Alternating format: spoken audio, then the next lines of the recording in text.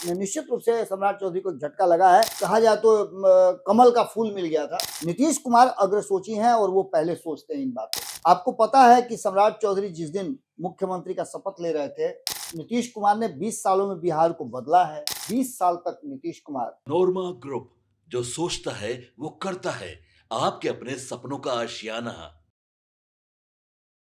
देखिए, जब से सम्राट चौधरी की सरकार बनी है बिहार में, तब से सम्राट चौधरी की चर्चाएं चारों तरफ तेज हो गई हैं। लेकिन सम्राट चौधरी मिस कर गए। अब आप सोच रहे होंगे कि सरकार बन गई, निर्देश दे रहे हैं, तो मिस कैसे कर जाएंगे। लगातार अधिकारियों से उनकी मुलाकात हो रही है। आप देखे होंगे कि सोनपुर भी गए हैं दर्शन करने, भगवान का आशीर्वाद लेने, ताकि बिहार में अपना जो टेन्योर है वो पूरा कर सके। 24 तारीख को जो है वो विश्वास मत प्रस्ताव भी देने वाले हैं। लेकिन सम्राट चौधरी के पास एक मौका था, वो मौका उन्होंने गवा दिया। अगर वो मौका को वो भुना लेते तो सीधा नीतीश कुमार के 20 सालों में जो कार्य किए गए थे, मात्र और मात्र 100 घंटे में काफी आगे निकल जाते। क्या हुआ आप भी सोच रहे होंगे। देखिए, बहुत बड़ा बात है और हम आपको बताएंगे भी कि क्या कुछ हुआ है। लेकिन जब से सम्राट चौधरी बने हैं, तब से कभी कहा जा रहा था संघ नहीं बनने देगी सम्राट चौधरी को, तो कभी बीजेपी का इंटरनल पॉलिटिक्स है, गड़बड़ हो गया है जिससे सम्राट चौधरी नहीं बनेंगे, लेकिन बन गए। लेकिन चांस तो मिस कर गए हैं भाई। अगर सम्राट चौधरी चौका मारते तो नीतीश कुमार के पिछले 20 सालों से सीधा आगे निकल जाते। अब पीछे रह गए। क्या हुआ है सब बाबा से जानेंगे। बहुत स्वागत है आपका। धन्यवाद। सम्राट चौधरी अब मुख्यमंत्री हैं। सम्राट चौधरी बिहार के। सब अटकलें समाप्त हो गई। अब 24 तारीख को जो है विश्वास मत प्रस्ताव करने वाले हैं। हम आएंगे कि क्या चीज वो मिस किए हैं, लेकिन उससे पहले विश्वास मत प्रस्ताव कर पाएंगे सम्राट चौधरी? उस दिन सब कुछ बेहतर होगा। निश्चित रूप से इसमें कहीं कोई दो राय नहीं है, क्योंकि देखिए सम्राट चौधरी बहुत ठोक बजा करके भारतीय जनता पार्टी ने उनको मुख्यमंत्री की कुर्सी दी है और किसी भी तरह का सरकार को कोई संकट नहीं है। ये बात तो आप अच्छी तरह समझ रहे हैं जी। जो प्रक्रिया, संवैधानिक प्रक्रिया, उस प्रक्रिया के तहत उन्हें विश्वास हासिल करना होगा और सदन में बैठ करके ये बताना होगा कि हाँ, हमारे साथ ये पूरा का पूरा कुनबा है, जिसकी सूचना और जिसका डाटा जो है वो पहले ही राज्यपाल को दिया जा चुका है। सीधी तौर पे एक फॉर्मेलिटी है जिसको पूरा करना है, एक हर्डल है जिसको उनको पार करना है, जो आसानी से पार कर जाएंगे।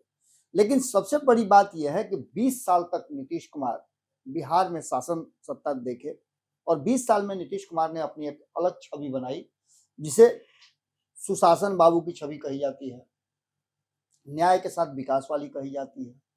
कहा जाता है कि नीतीश कुमार ने 20 सालों में बिहार को बदला है। ऐसे एक राज्य को जहां लोग बहुत परेशान रहा करते थे, उन सबको ले जा करके और एक ऐसे जगह खड़ा कर दिया है जहां लोगों को सम्मान की दृष्टि से देखा जाता है, बिहारियों को सम्मान की दृष्टि से देखा जाता है। ये सभी चीजें आपको देखने को मिली। लेकिन नीतीश कुमार का, जैसा कि सम्राट चौधरी जैसे ही आए, उसके बाद से ये बातें कही जाने लगी कि सम्राट चौधरी आए हैं तो एक बहुत बड़ी जिम्मेवारी लेकर के आए हैं और उनको खुद को प्रूफ करना है। बिल्कुल। नीतीश कुमार ने 20 सालों में क्या किया और नीतीश कुमार बिहार की जनता के कितने प्रिय थे, उस चीज को, उस बात को सम्राट चौधरी कैसे पाटेंगे और कैसे आने वाले दिनों में वो बिहार की जनता के भावनाओं पर, उनके जो इच्छाएं हैं, जो उनकी अपेक्षाएं हैं, उस पर कैसे खरा उतरेंगे। नीतीश से आगे निकल पाएंगे सम्राट? देखिए, ये तो कोई तुलना है ही नहीं। नीतीश कुमार से किसी की कोई तुलना नहीं की जा सकती है। एक रिकॉर्ड ब्रेक करेंगे, दूसरा रिकॉर्ड उनके सामने आ जाएगा। नीतीश कुमार ने एक मिसाल कायम किया है कि सबसे अधिक दिनों तक मुख्यमंत्री रहने का। ये रिकॉर्ड एक बन गया है कि इस रिकॉर्ड को पहुंचना उनके लिए आसान नहीं होगा। बिल्कुल। हालांकि कहने वाले तो ये भी कहते हैं, आप ही के साथ बातचीत में नागमणि ने कहा कि 25 साल रहेंगे। और आज ही के इंटरव्यू में साधु यादव ने बड़ी बात कही जी कि सम्राट मॉडल सेट होगा बिहार में, नीतीश मॉडल तो पुराना हो गया। अब सबसे बड़ी बात यह है कि सम्राट चौधरी 20 सालों में जो नीतीश किए जी, वो 100 घंटे के अंदर ही कर लिए होते। बिल्कुल। लेकिन पीछे बड़ा झटका लग गया। जी। आपको पता है कि सम्राट चौधरी जिस दिन मुख्यमंत्री का शपथ ले रहे थे, उसी दिन ये तय हो गया था, भारतीय जनता पार्टी और एनडीए गठबंधन के मुखिया नरेंद्र मोदी ने यह तय किया था कि वो स्पेशल सत्र बुलाएंगे और स्पेशल सत्र बुला करके वो महिला शक्ति बंधन बिल जो है, नारी शक्ति बंधन बिल 2026, उसको पास कराएंगे। हालांकि अगर देखा जाए तो संवैधानिक रूप से 2023 में भी ये बिल पास हो गई थी। बिल्कुल। लेकिन उसके बाद कुछ ऐसी बातें थी जिसको लेकर के इस बिल को फिर से लाने की जरूरत महसूस हुई और 3 दिन का स्पेशल सत्र बुलाया गया। जी। इस सत्र में महिला आरक्षण को लेकर जो 33% तय किया गया था, बिहार में ये पहले से ही मौजूद है। जैसा कि आपको पता होगा कि बिहार में सरकारी सेवाओं में 33% महिलाओं को आरक्षण दिया हुआ है। जी। आप जब सड़कों पर निकलते होंगे तो आप देखते होंगे पुलिस डिपार्टमेंट में महिलाएं आपको अधिक से अधिक नजर आएंगी पुलिस बल में। इसके अलावा 50% आप नगर निकाय और पंचायतों में जाइएगा तो महिलाओं के लिए सीटें आरक्षित हैं। नीतीश कुमार अग्रसोची हैं और वो पहले सोचते हैं इन बातों को। नीतीश कुमार ने महिला सशक्तिकरण के क्षेत्र में जितना काम किया है, वही कारण है कि नीतीश कुमार, अक्सर आपने देखा होगा कि उनके बिना बिहार में कोई सरकार नहीं बनती है। तो ये वोट बैंक जो है वो कैसे भारतीय जनता पार्टी अपने पास रखेगी और सम्राट चौधरी इस वोट बैंक को कैसे बचा पाएंगे, इन सारी बातों को लेकर के सम्राट चौधरी के हाथ में एक बहुत बड़ा, कहा जाए तो उनके मुख्यमंत्री बनते ही जो उनके हाथ में कहा जाए तो कमल का फूल मिल गया था, जिसको लेकर के वो आगे बढ़ रहे थे। अब कांटों का फूल है। अब वो निश्चित रूप से कांटों का फूल है, कांटों का ताज है, ये मैं पहले से बताता रहा हूं। और जो स्थितियां बनी है उसमें सम्राट चौधरी ने भी इस बात को एक्सेप्ट किया है। उन्होंने महसूस किया है कि बिहार को बहुत कुछ मिलने वाला था, लेकिन अचानक से विपक्ष के रवैये के कारण, विपक्ष के नकारात्मक रवैये के कारण ये बिल जो है, महिला नारी शक्ति बंधन बिल जो है, वो बिल पास नहीं हो पाया। बिल्कुल। अब इस बिल में बहुत कुछ तो ऐसी बातें हैं जिसमें आप देखेंगे तो महिलाओं को एक मुख्य धारा में जोड़ने की एक बड़ी कवायद थी। इसको लेकर के आपको पता होगा कि कई बार तैयारियां शुरू हुई हैं। यूपीए सरकार 1 और 2 के समय भी इस बिल को लाने की कोशिश की गई थी और यही लालू प्रसाद इस बिल को फाड़े। बिल्कुल। इस बिल को फाड़ने के बाद एक तरफ वो बिल को फाड़ते हैं, दूसरी तरफ अपनी पत्नी को, जिनके बारे में कहा जाता है कि अशिक्षित हैं, उनको उन्होंने बैठा दिया, तो वो भी तो नारी हैं। दूसरी तरफ आप कई लोगों की चर्चा हो रही है लगातार कि जिन लोगों ने बिल का विरोध किया है, क्या कांग्रेस विरोध की है, सोनिया गांधी और इंदिरा गांधी को नहीं देख रही है, क्या प्रियंका गांधी को सामने नहीं लेकर के आई है? तो आप अगर राजनीति में हैं तो आप ऐसा कर सकते हैं, आपकी पार्टी है तो आप अपने लोगों को दे सकते हैं। अब पूरा ऊपर से नीचे तक उठा के देखिएगा तो महिलाओं के लिए, खास करके राजनीतिक परिवार की महिलाएं ही ज्यादा सक्रिय नजर आएंगी आपको। या तो किसी कारणवश उन्हें अचानक से राजनीति में आना पड़ा, या राजनीतिक फैमिली से जुड़ी हुई थी इसलिए उनको राजनीति में आना था। ये सभी बातें आप देख लीजिएगा कि जितनी भी महिलाएं हैं उसमें से अधिकांश, प्रतिशत के हिसाब से देखा जाए तो लगभग 80 से 90% तक महिलाएं राजनीतिक फैमिली से आती हैं, इसलिए वो राजनीति में हैं। लालू प्रसाद की बेटी, लालू प्रसाद की पत्नी, दो लोग देख लीजिए यहीं पर। इसके अलावा भी बहुत सारे लोग हैं। अब सत्ता पक्ष में भी आप देख लीजिए, अभी अभी उपेंद्र कुशवाहा की पत्नी विधायक बनी है। इसके अलावा केंद्र में भी आप देख लीजिए, श्रेयसी सिंह को आप देख लीजिए, श्रेयसी सिंह भी उसी फैमिली से आती हैं। लेकिन उन्होंने मेहनत भी की है। नहीं ठीक है, वो उनका मेहनत उनका राजनीति में थोड़े था, उन्होंने स्पोर्ट्स में मेहनत किया, लेकिन ऐसा लगा उनकी फैमिली जो है वो पॉलिटिकल फैमिली थी, राजनीतिक फैमिली थी, उसमें आई। कई लोग हैं, लेसी सिंह की बात कर लीजिए, वो भी आई हैं, प्रियंका गांधी, बिल्कुल, ये सभी लोग उस क्षेत्र से आए हैं। इन सभी बातों को लेकर के सम्राट चौधरी ने, निश्चित रूप से सम्राट चौधरी को झटका लगा है कि सम्राट चौधरी मुख्यमंत्री बने, और मुख्यमंत्री बनने के बाद पहले ही उड़ान में 100 घंटे के अंदर ही उनको एक बहुत बड़ा गिफ्ट मिलने वाला था। बिहार में 122 महिलाएं, जो अभी वर्तमान में जो महिलाओं की संख्या है वो लगभग 30 से कम है, 29 के आसपास महिलाएं विधानसभा जीत करके आई हैं और विधानसभा में हैं। लेकिन अगर ये बिल पास कर गया होता तो बिहार की सीटें बढ़ती और 122 महिलाओं को प्रतिनिधित्व करने का मौका मिलता। इस बात को लेकर के सम्राट चौधरी ने प्रेस कॉन्फ्रेंस बुलाया और प्रेस कॉन्फ्रेंस बुलाकर के अपनी बात को रखा है। हालांकि एक दिन पहले प्रधानमंत्री नरेंद्र मोदी ने भी प्रेस कॉन्फ्रेंस करके इस बिल के पास नहीं होने को लेकर के काफी दुख प्रकट किया है।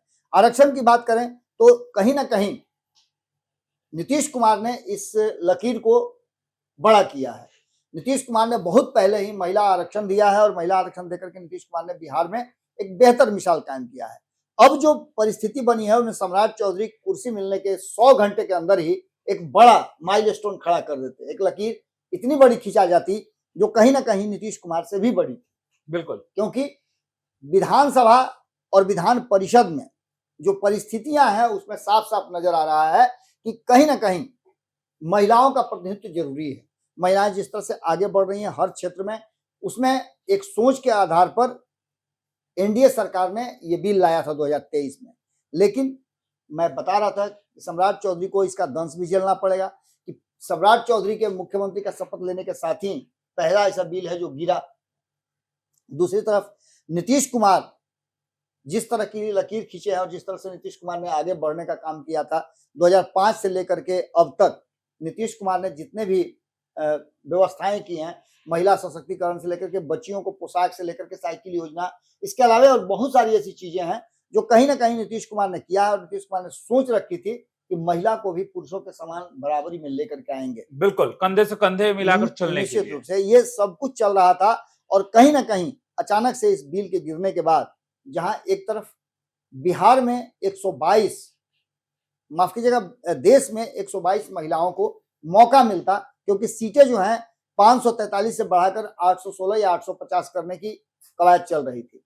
देश भर में महिलाओं को प्रतिनिधित्व मिलता, बिहार में भी लगभग 33% महिला आती, यहाँ भी सीट बढ़ने की तैयारी चल रही थी, तो निश्चित रूप से 29 से ज्यादा महिलाएं होती। बिहार चूंकि जागृत प्रदेश है इस मामले में पॉलिटिकली अगर कहा जाए तो, इसीलिए 29 महिलाएं भी हैं। अन्य राज्यों में आप देखिएगा तो रेशियो आपको बहुत कम मिलेगा। बिल्कुल। दूसरी तरफ अखिलेश यादव को लेकर के भी एक तंज कसा गया, जो बिल का विरोध किए थे। उनके यहाँ भी आप देख लीजिए तो उनकी पत्नी बन सकती है सांसद, लेकिन बाकी के आम लोग नहीं बन सकते हैं। इन सभी बातों को लेकर के विपक्ष पूरी तरह से घिरा हुआ है। लेकिन सबसे बड़ा अगर किसी को झटका लगा है तो वो सम्राट चौधरी को लगा है, क्योंकि इस बिल के पास होते सम्राट चौधरी जैसे ही कुर्सी सीएम की मिली, उनको एक बहुत बड़ा गिफ्ट उनको मिलता और इसका फायदा आने वाले 29 के चुनाव में, 30 के चुनाव में उनको जरूर मिलता। अब आगे देखना होगा कि सम्राट चौधरी कैसे इन सब चीजों को अपने फायदेमंद बना सकते हैं, अपने फायदे के लिए, और पार्टी को बेहतर बनाने के लिए कर सकते हैं। लेकिन सम्राट चौधरी ने जिस तरह से आगे बढ़ करके ये सब कुछ किया, वो निश्चित रूप से काबिल तारीफ रहा है। अब सबसे बड़ी बात यह है कि ये तो बिल गिरा, लेकिन इस बिल के गिरने के साथ साथ नरेंद्र मोदी और अमित शाह, इन दोनों की चुप्पी, साथ साथ नीतीश कुमार भी चुप हैं, तो कहीं ना कहीं एक बड़ा झटका एनडीए गठबंधन को जरूर लगा है। सभी एनडीए गठबंधन के जो घटक दल हैं वो परेशान हैं, नाराज हैं, दुखी हैं और विपक्ष पर हमला कर रहे हैं। लेकिन सम्राट चौधरी के लिए सबसे बड़ा दुखद खबर थी, क्योंकि अगर ये बिल पास हो जाता तो सम्राट चौधरी को एक बड़ा मौका मिलता और ये कहने के लिए होता कि देखिए मेरे आने के साथ ही एक बड़ा तोहफा जो है वो महिलाओं को मिला है। अब देखना होगा कि सम्राट चौधरी नीतीश कुमार की लेगेसी को किस तरह से और मजबूत करके रखते हैं।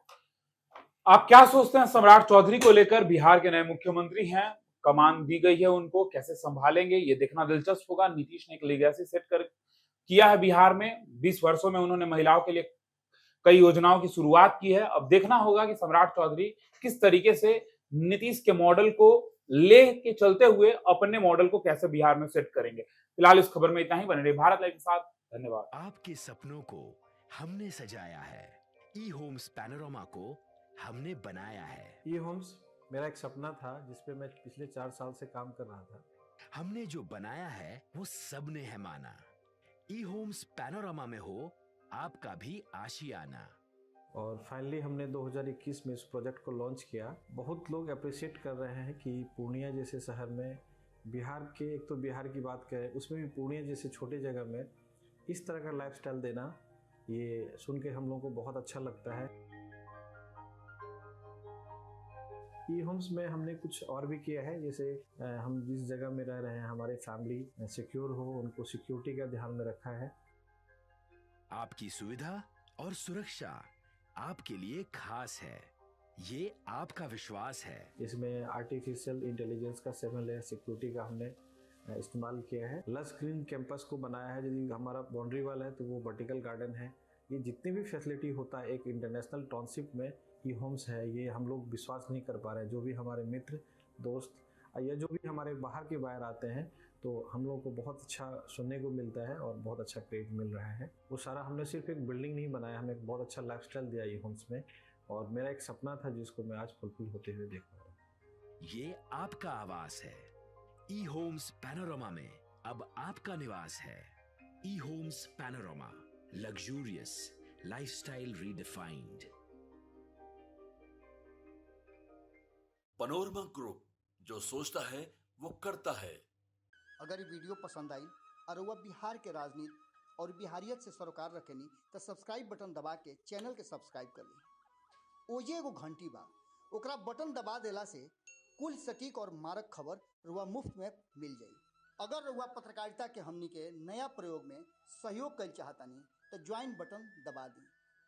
पेटीएम नंबर नोट कर ली 9386816700।